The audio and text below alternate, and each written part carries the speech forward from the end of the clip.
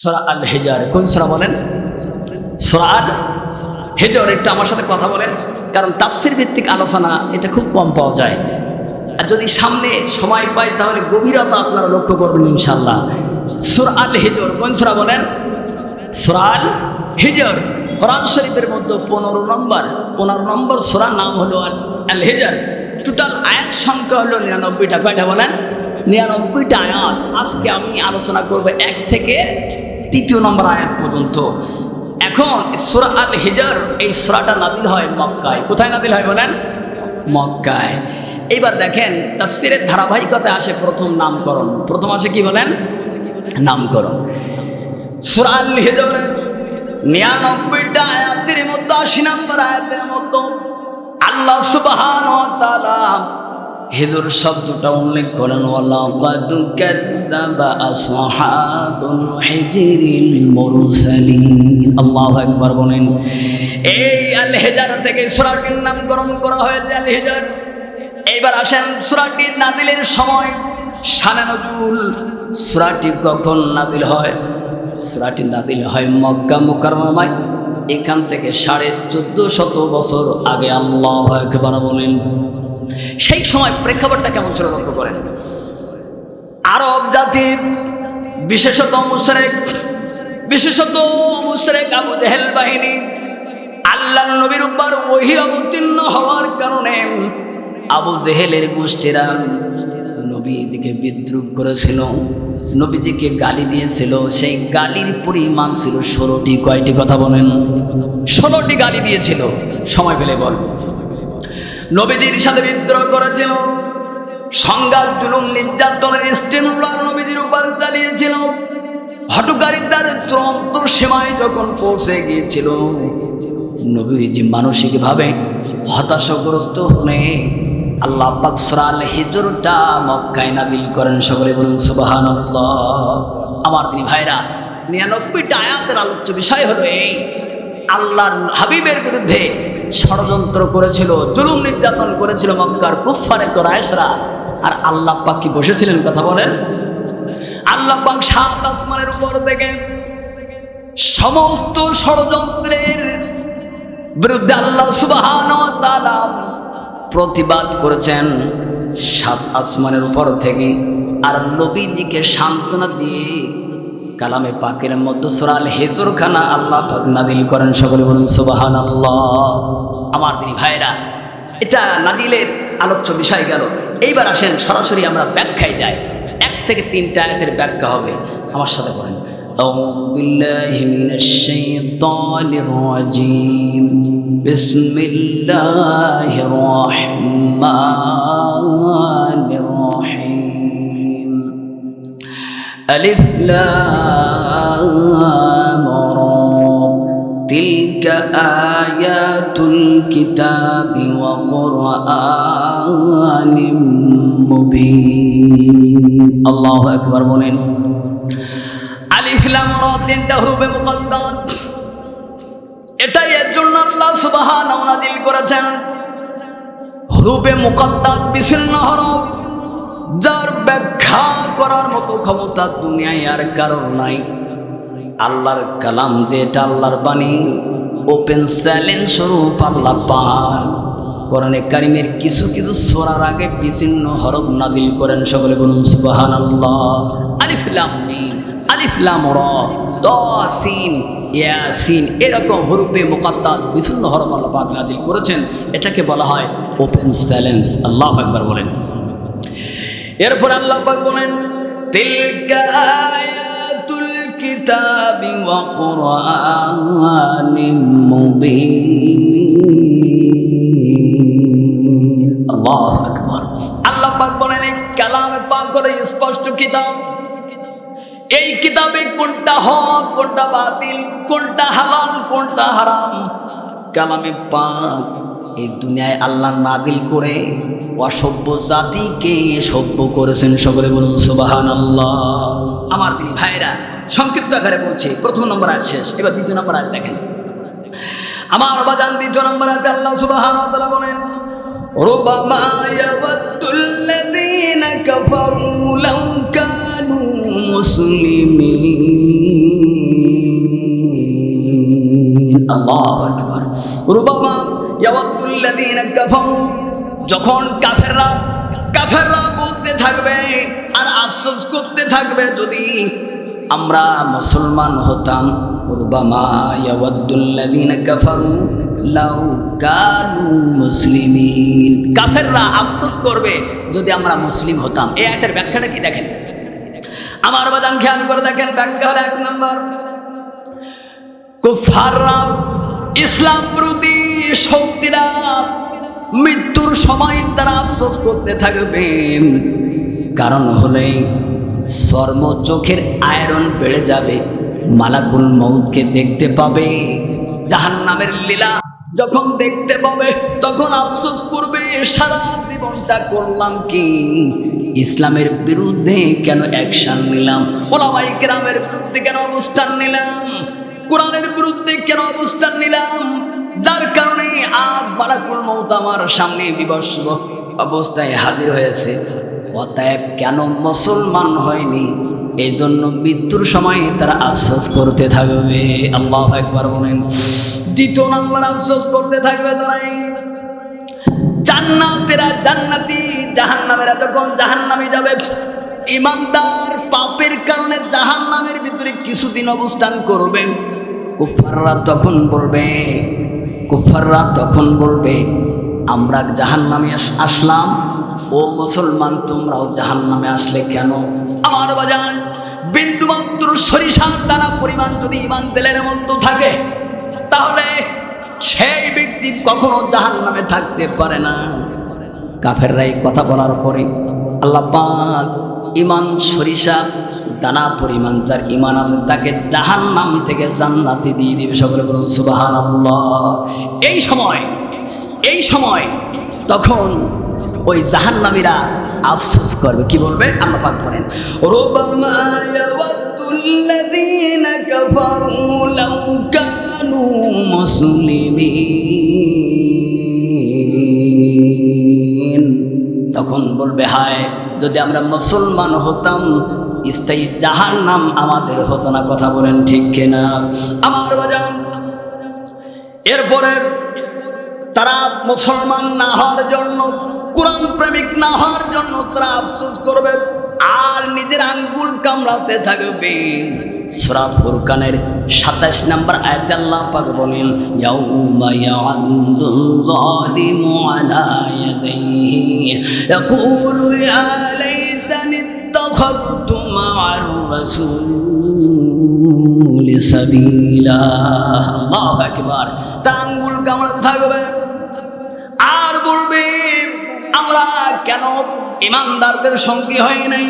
আমার বাজান, আফসোস কিন্তু সেই দিন করতে থাকবে। এরপরে কখন এই কুফাররা কখন হতাশ হয়ে যাবে খেয়াল করে দেখেন। ইসলামের যখন বিজয় হবে, আফগানিস্তানের মতো মুসলমানের যখন বিজয় সূচিত হবে, তখন এই রামবাম, এই কুফরি শক্তিরা তখন বলবে কেন আমরা মুসলমান হয় নাই। আল্লাহু আকবার বলেন।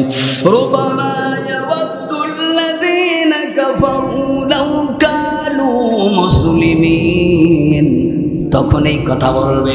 আমার বাজান, তাহলে বোঝা গেল এই আয়াতে কারিমা নাজিল হলো এই কারণে, আশা থাকবে কিন্তু হায়াত থাকবে না। দুনিয়ার বিদ্যুৎ বৈভব, দুনিয়ার ভোগবিলাসে কুফাররা মত্ত থাকবে, আখিরাত তাদের মাথায় থাকবে না। আমার ভাইরা, এজন্য আয়াতে কারিমের আমরা সংক্ষিপ্ত আকারে তাফসীরে যাচ্ছি। 3 নম্বর আয়াতটা কি এটা লক্ষ্য করুন। আল্লাহ সুবহানাহু ওয়া তাআলা বলেন, যারহুম ইয়াকুলু ওয়া ইয়াতামাত্তাউ ওয়া ইউলহিহিমুল আমালু ফাসাউফা ইয়ালামুন। আল্লাহ বলেন ছেড়ে দাও, যারহুম ওদেরকে ছেড়ে দাও যারা ইসলামের বিরুদ্ধে আচরণ করে, ইসলামের বিরুদ্ধে রূপান্তর নামক নাটক তৈরি করে, ইসলামের বিরুদ্ধে যারা মিথ্যা প্রপাগান্ডা ছড়ায়, উলামায়ে কেরামদেরকে যারা জুলুম নির্যাতন দেয়, ইসলামী আন্দোলনকে যারা নিষিদ্ধ ঘোষণা করে, শুনে রাখো পৃথিবীর মানুষ, আল্লাহ বলেন যারহুম ওদেরকে ছেড়ে দাও। দুনিয়ায় তারা খাক পান করুক, গরু ছাগলের মতো খাক পান করুক। ওয়াইলহিহিমুল আমান, আল্লাহ পাক বলেন ওদেরকে কিছু কালের জন্য অবকাশ দিলাম, ফাসাউফা ইয়ালামুন। আল্লাহু আকবার বলেন। এরা জানতে পারবে এই যে ছাড় দেওয়া হচ্ছে, ঢিল দেওয়া হচ্ছে, এর মানে এই নয় যে তাদের ছেড়ে দেওয়া হচ্ছে। কথা বলেন ঠিক কিনা? ঘুড়ি আকাশে ওড়ে আর মনিবের হাতে ধরিতে থাকে। ঘুড়ি মনে করে আকাশের মুক্ত গগনে ডানা মিলে উড়ছে, আমি আর আমাকে আর কেউ ধরতে পারবে না। মাগরিবের সময় কিন্তু বেচারা সেই মনিব কিন্তু আস্তে আস্তে দড়িটা গোটায়, সাথে শেষে কিন্তু তাকে ধরা অবশ্যই দিতে হয়। কথা বলেন ঠিক কিনা? এই ঢিল দেওয়ার অর্থ কিন্তু ছেড়ে দেওয়া নয়। কথা বলেন ঠিক কিনা? আমার দিনী ভাইরা, এবার আসেন কালামে পাকের মধ্যে সূরা আল হিজরটা কখন নাযিল হয়? সেই জামানার প্রেক্ষাপট হলো ওই জামানায় আল্লাহ পাক একজন নবী পাঠিয়েছিলেন। সেই নবীর নাম হলো হযরতে সালেহ আলাইহিস সালাম। কি নবী বলেন? সালেহ আলাইহিস সালাম পাঠালেন যে জাতির কাছে, তাকে বলা হয় সামুদ। কি জাতি বলেন? সামুদ জাতি। যদিও এর আগে, এখান থেকে কথা বলেন না ভাই, এখান থেকে উঠি চলে যাও। আমার দিনী ভাইরা, সালেহ আলাইহিস সালামকে পাঠিয়েছিলেন সামুদ জাতির কাছে। এখন এর আগে আদ জাতি এসেছিল 500 বছর আগে। তার আগে নূহ আলাইহিস সালামের কওমেরা এসেছিল। তাহলে আল্লাহর নাফরমানি করার কারণে প্লাবন দিয়ে নূহ আলাইহিস সালামের কওমকে ধ্বংস করা হয়েছে। আদকে 500 বছর আগেই ধ্বংস করা হয়েছে। তারপরে সামুদ জাতির কাছে সালেহ আলাইহিস সালামকে পাঠানো হলো। আল্লাহু আকবার। এখন এই সালেহ আলাইহিস সালাম তিনি আসার পরে তার কওম যারা জাতিকে বললেন, ইয়া কওমি উবুদুল্লাহ মা লাকুম মিন ইলাহিন গায়রু। সালেহ আর নবীর কাহিনী কোরআন শরীফের মধ্যে 22টি সূরায় 87টা আয়াতে আল্লাহ নাযিল করেছেন। সকলে বলুন সুবহানাল্লাহ। আমার বাজান, সালেহ নবীর কওমেরা মূর্তি পূজায় লিপ্ত ছিল, শিরক করত। তাদের সংশোধনের জন্য নবী সালেহ আলাইহিস সালামকে পাঠানো হলো। এখন বলেন তো শিরক আছে না নেই? আল্লাহর কালামকে বাদ দিয়ে মানব রচিত মতবাদ দ্বারা আমাদের সংবিধান চলে। মোড়ে মোড়ে আজ মূর্তি বানানো হচ্ছে বাজান। আজ শুধু তাই না, অফিস আদালতে মূর্তি, মোড়ে মোড়ে মূর্তি। মূর্তির বিরুদ্ধে কথা বললে জঙ্গি বলা হয়। কথা বলেন ঠিক কিনা? তাহলে বোঝা গেল মূর্তির পক্ষে যারা অবলম্বন করে হলো সালেহ আলাইহিস সালামের কওমের উত্তরসূরি, আর মূর্তির বিপক্ষে যারা কথা বলে তারা সালেহ আলাইহিস সালামের উত্তরসূরি। আল্লাহু আকবার বলেন। আমার বাজান, রব হবে একজন, হায়াত মাউত রিজিক দৌলতের মালিক হলো আল্লাহ সুবহানাহু ওয়া তাআলা। আমার বাজান, কল্যাণ অকল্যাণের মালিক হলো একজন, তিনি হলেন আল্লাহ সুবহানাহু ওয়া তাআলা। আমার দিনী ভাইয়েরা, ব্যক্তি, পরিবার, সমাজ, রাষ্ট্র সর্বত্র এক আল্লাহর গোলামি করতে হবে, অন্য কোনো কারোর গোলামি চলবে না। এই কথা সালেহ আলাইহিস সালাম বললেন। বলার পরে কি হলো একটু লক্ষ্য করেন। আমার বাজান, এই সালেহ আলাইহিস সালামের কওমেরা পাথর পাহাড় কেটে কেটে দুর্গ বানাতো বাজান। অনেক দুর্ধর্ষ জাতি ছিল। আল্লাহ পাকের নাফরমানি করার কারণে তাদেরকে আল্লাহ পাক তাদেরকে সমূলে বিনষ্ট করলেন। নবম হিজরিতে তাবুক যুদ্ধের সময় সাহাবায়ে কেরামকে নিয়ে যখন নবীজি ওই পথ দিয়ে যাচ্ছেন, নবীজি সাহাবায়ে কেরামকে বললেন, তাদখুলু মাসাকিনাল্লাযীনা যালামু আনফুসাকুম ইল্লান তাকুনু বাকিনা তুসিবাকুম আযাবাহুম। এই জায়গায় কান্নারত অবস্থায় ছাড়া তোমরা যেও না। এই হেজর নামক এলাকা, একে মাদায়েনে সালেহ বলা হয়। বর্তমান সিরিয়ার একটা শহরের নাম হলো আল হেজর। আল্লাহু আকবার বলেন। সিরিয়ার একটা এলাকা আছে, সিরিয়া, শাম বা সিরিয়ার এলাকার একটা শহরের নাম হলো হেজর। এটাকে বর্তমানে মাদায়েনে সালেহ বলা হয়। এটাকে লেখা আছে বর্তমান জাজিরাতুল আরব, সৌদি আরবের ভিতরে। আমার বাদান গজবের জায়গা, করুণরত অবস্থায় তোমরা এখান থেকে যেও না বলেছেন আল্লাহর হাবিব সাল্লাল্লাহু আলাইহি ওয়াসাল্লাম। আমার দিনী ভাইরা, শিরক বিমুক্ত, মূর্তি বিমুক্ত মানবের কোনো গোলামি করতে পারে না। মানুষের গোলামি করবে না। মানুষ করবে এক আল্লাহর গোলামি করবে। মানুষ জাতীয় সংঘ, বেজাতের সংঘ, জাতীয় সংঘের গোলামি মানুষ করতে পারে না। ব্রিটেনের গোলামি করতে পারে না, আমেরিকার গোলামি করতে পারে না, ফ্রান্সের গোলামি করতে পারে না, হিন্দুস্তানের গোলামি করতে পারে না। মানুষ করবে এক আল্লাহর গোলামি। সকলে বলুন সুবহানাল্লাহ। এক আল্লাহ আল্লাহর গোলামি করতে হবে জীবনের সর্বক্ষেত্রে। এই কথাটি সালেহ আলাইহিস সালাম বললেন। বলার পরে বললেন, ও নবী সালেহ, তোমার কথা তো মানবো, তবে সত্য হলে একটা, বিশাল এই কাতে বা পাহাড়, এই পাহাড়ের ভিতর থেকে পাথর থেকে যদি 10 মাসের একটা গর্ভধারিণী উট বাহির করতে পারো, তাহলে তোমার কথা মানবো, ঈমান আনবো। সালেহ আলাইহিস সালাম তিনি সিজদায় পড়ে গেলেন, সালাত আদায়ে রত হয়ে গেলেন। আল্লাহ সুবহানাহু ওয়া তাআলার কাছে দরখাস্ত করলেন, আল্লাহ, কওমের মানুষেরা ইসলামের মুজিজা দেখতে চায়, আল্লাহ তুমি এই 10 মাসের একটা গর্ভবতী উট তুমি বাহির করে দাও। সকলে বলুন সুবহানাল্লাহ। ছাগল গরু দুনিয়ায় আসুক আর মানুষ আসুক, প্রজনন ছাড়া কি হয়? হয় না। বিনা প্রজনে পাহাড় থেকে 10 মাসের উটনি বাহির হওয়া, এটা আল্লাহ পাকের নবীদের জন্য মুজিজা। সুবহানাল্লাহ। মক্কার আবু জাহেলরা সাহেবেরা আল্লাহর হাবিব সাল্লাল্লাহু আলাইহি সাল্লামকে বলেছিলাম, আকাশের চাঁদ যদি দ্বিখণ্ডিত করতে পারো, ঈমান আনবো। আল্লাহ পাক সূরা আল কমারের 1 নম্বর আয়াতে কারিমা নাযিল করেন, ইকতারাবাতিস সাআ ওয়া ইনশাক্কাল কমার। আল্লাহু আকবার বলেন, কিয়ামত নিকটবর্তী, চাঁদ দ্বিখণ্ডিত হয়ে গেল। নাসার বিজ্ঞানী নীল আর্মস্ট্রং বাইক কলেজ ডিপার্টেড ফর দ্য মুন 1969 সালের 20 জুলাই যখন চাঁদে গিয়েছিল, যার পরে চাঁদ দ্বিখণ্ডিত হওয়ার আলামত তারা পেয়েছিল। সকলে বলুন সুবহানাল্লাহ। 3 জনের ভিতরে 2 জন মুসলমান হয়েছিল। আল্লাহু আকবার। আমার বাজান, চাঁদ দ্বিখণ্ডিত হয়েছিল, এরপরেও তারা কিন্তু ঈমান আনে নাই। আমার দিদি ভাইরা আবার খেয়াল করে দেখেন, সালেহ আলাইহিস সালামের কওমরা কিন্তু এই উটনি পাহাড় থেকে বাইর হলো 10 মাসের গর্ভধারিণী উট, এরপরেও তারা ঈমান আনে নাই, ষড়যন্ত্র করলো কেমনে মারা যায়। আল্লাহ পাক বলেন, ফাস্তাহাব্বুল আমা আলাল হুদা ফাআখাযাতুহুম সাইকাতুল আযাবিল হুনি বিমা কানু ইয়াকসিবুন। আল্লাহু আকবার বলেন। সূরা হামিম সিজদার 17 নম্বর আয়াতের মধ্যে আল্লাহ পাক বলেন, সমাজের নেতারা বিরুদ্ধে আচরণ করেছিল, সমাজের নেতারা। এখন কোরআনের হক কথা বললে সমাজপতিরা, নেতারা, তারা অগ্নিশর্মা হয়ে যায়, তেলে বেগুনে জ্বলে ওঠে।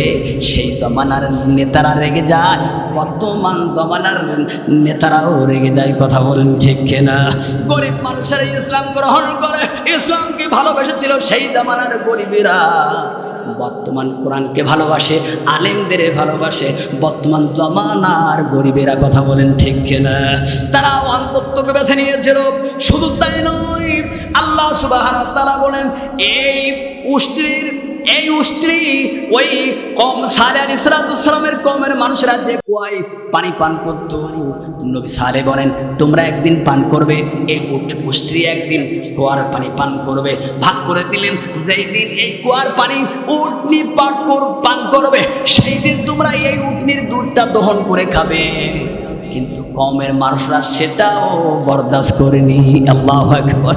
আমার দিনী ভাইয়েরা, একটু চিন্তা করে দেখেন, কালামে পাকের মধ্যে আল্লাহ সুবহানাহু ওয়া তাআলা বলেন, হাযিহি নাকাতুল্লাহি লাকুম আয়াতান ফাযারুহা তাকুল ফিল আরদিল্লা তামাসসুহা বিসুইন ফায়াখুযুকুম আযাবুন করিব। আল্লাহু আকবার বলেন। সূরা হুদের 64 নম্বর আয়াতে আল্লাহ পাক বলেন, এই আল্লাহর নিদর্শন উটকে তোমরা ছেড়ে দাও, জমিনে ঘাস খাক, একে হত্যা করো না। লাহা শারীবুন ওয়া লাকুম শারীব, একদিন উট পান করবে কুয়ার পানি, আর একদিন তোমরা পান করবে। কিন্তু তাদের সহ্য হলো না, আল্লাহর এই নিয়ামতকে তারা ধ্বংস করতে শুরু করে দিল। নাউযুবিল্লাহ বলেন। একটু খেয়াল করে দেখেন, শিক্ষাটা দেখেন। এখন ওই জামানায় 2 জন বিশ্ব সুন্দরী ছিল। কি ছিল? কথা বলেন। বিশ্ব সুন্দরী ছিল। বিশ্ব সুন্দরী সহ ছিল বনি লাবণ্যময়ী 2 জন মেয়ে সন্তান ছিল। এত সুন্দর চেহারা বিশ্ব সুন্দরী। তারা বলল 2 জন যুবককে বলল, ও যুবকেরা শুনে রাখো, যদি এই সালেহ আলাইহিস সালামের মুজিজা উটটিকে হত্যা করতে পারো, আমাদের জীবন যৌবন তোমাদেরকে দিয়ে দিব। নাউযুবিল্লাহ বলেন। তাহলে নারীর ফাঁদ, কের ফাঁদ? কথা বলেন। আরে ভাই, তুমি কথা বলেন না কেন? নারীর ফাঁদ, এটা খুবই জটিল। এটা কি বলেন? জটিল। সালেহ আলাইহিস সালামের জমানায় নারীর ফাঁদ পেতেছিল। নবীদের মুজিজা সালেহ আলাইহিস সালামের মুজিজাকে ধ্বংস করার জন্য। এইবার আসেন এই ষড়যন্ত্র, নারীর ষড়যন্ত্র কিন্তু আজকে নয়, ওই যে ইউসুফ আলাইহিস সালামের সময় জুলাইখা ছলনা করেছিল, ফাঁদ করেছিল। আল্লাহ পাক বলেন শয়তানের ষড়যন্ত্রের চাইতে নারীদের ষড়যন্ত্র জটিল। কথা বলেন ঠিক কিনা? সূরা ইউসুফের মধ্যে আল্লাহ বলেন আল্লাহ পাক বলেন নারীদের ষড়যন্ত্র কিন্তু বড় ষড়যন্ত্র। যে ষড়যন্ত্রের জালে ইউসুফ আলাইহিস সালামকে ফেলার চেষ্টা করেছিল। আমার বাজান শুধু তাই নাই, দুইজন যুবককে জালে বিদ্ধ করে তারা এবার আল্লাহর নবীদের মুজিজা উটনির কে জবাই করার জন্য ষড়যন্ত্র করলো। এমনকি আল্লাহর নবীর মুজিজাকে যখন জবাই করলো, হত্যা করলো, নারীর প্রচারণায়। কথা বলেন ঠিক কিনা? সেই নারীর ফিতনা, সেই নারীর ষড়যন্ত্র বর্তমানে নেই।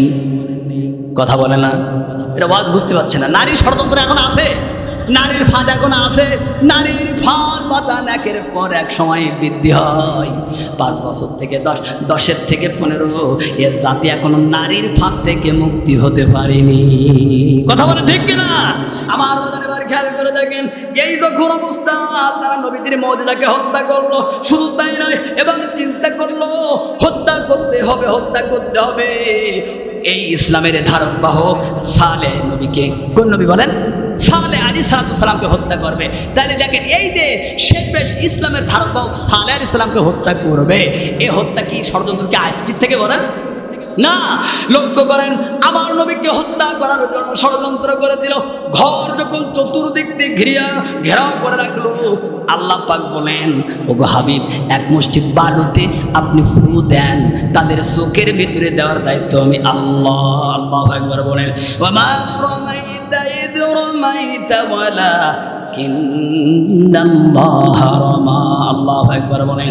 আমার দিনী ভাইয়েরা, আল্লাহর নবীজিকে হত্যার ষড়যন্ত্র করেছিল। আমার বাজান 100 উট ঘোষণা করে দেওয়া হয়েছিল। ওসামা বিন লাদেনের হত্যার জন্য crore crore billion billion dollar ঘোষণা করা হয়েছিল। বাংলাদেশের ওলামাইকে হত্যা করার জন্য আন্তর্জাতিক অপরাধ ট্রাইব্যুনাল গঠন করা হলো। কথা বলেন ঠিক কিনা?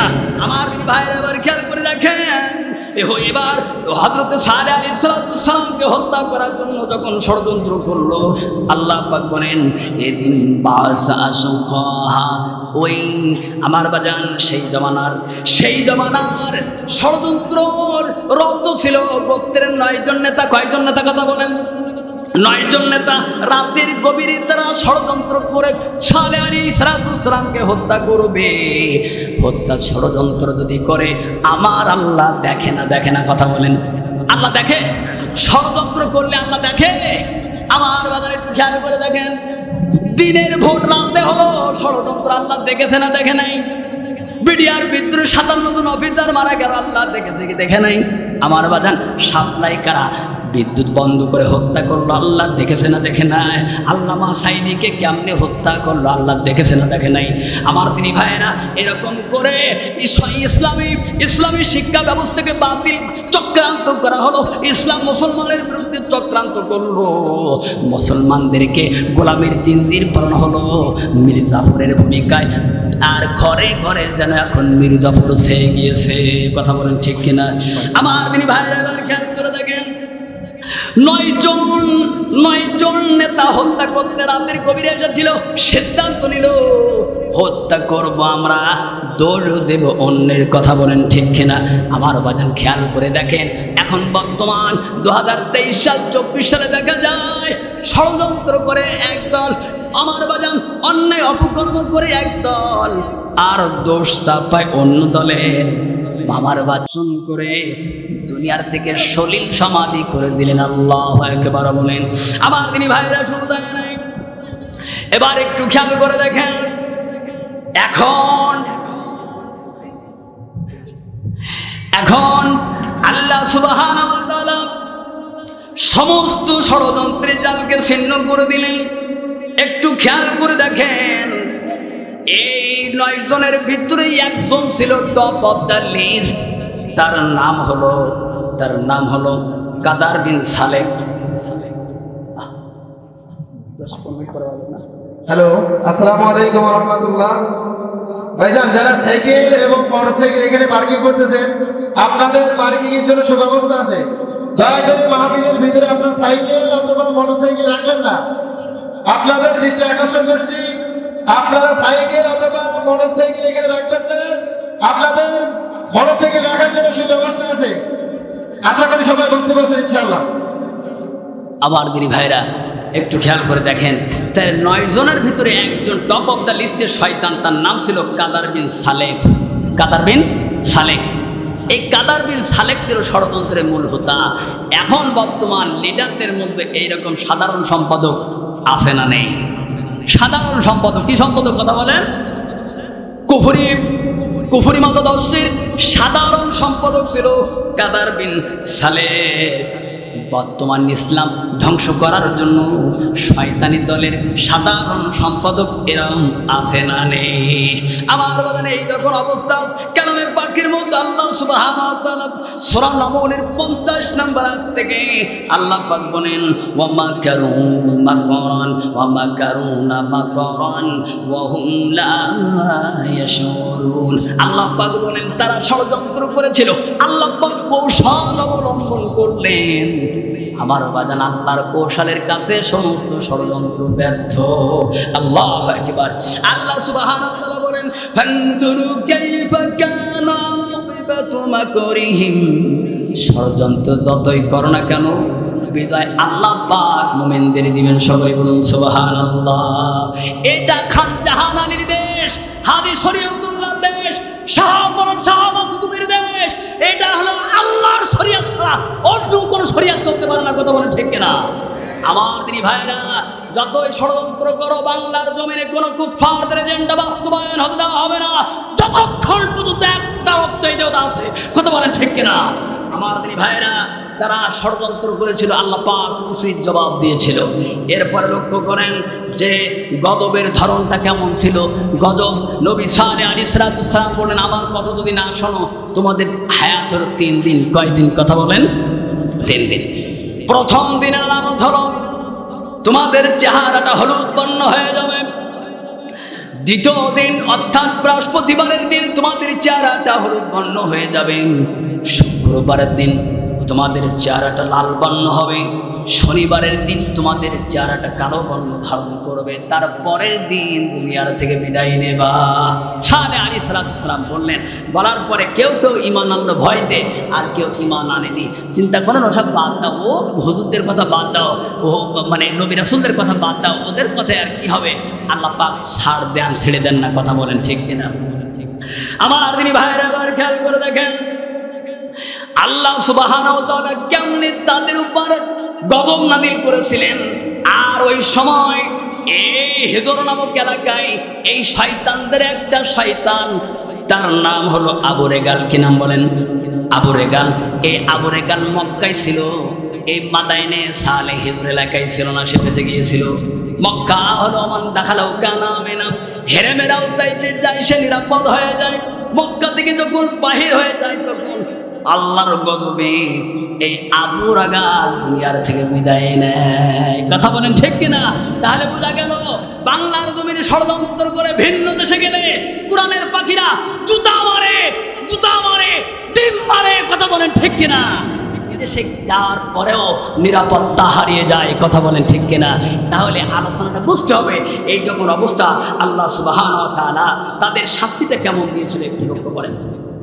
আরেকটা জিনিস চিন্তা করতে হবে, আবু রেগাল, এই আবু রেগালের মূলত বাড়ি ছিল তায়েফের বনি সাকিব গোত্র। কোন গোত্র? কথা বলেন, তায়েফের বনি সাকিব গোত্র, যারা নবীজিকে রক্তাক্ত করেছিল, যারা নবীজির দেহ থেকে রক্ত ধরিয়েছিল, বনি সাকিব গোত্র। বাজান একটু খেয়াল করে দেখেন, এই বনি সাকিব গোত্র থেকে ভণ্ড নবী মুখতার সাকাফির জন্ম হয়। পরবর্তীতে উমাইয়া খলিফা, উমাইয়ার গভর্নর, একবার জালেম শাসক হাজ্জাজ বিন ইউসুফ তৈরি হয়। তাই রক্তের একটা প্রভাব আছে না নেই? কথা বলেন, রক্তের প্রভাব আছে, রক্তের দোষ আছে, রক্তের কুপ্রভাব আছে, রক্তের সুপ্রভাব আছে। তাই রক্তের কুপ্রভাবের কারণে এই আবু রেগালের বংশ থেকে ভণ্ড নবী, সেখান থেকে জালেম বাদশাহ হাজ্জাজ বিন ইউসুফ সৃষ্টি হয়। কথা বলেন ঠিক কিনা?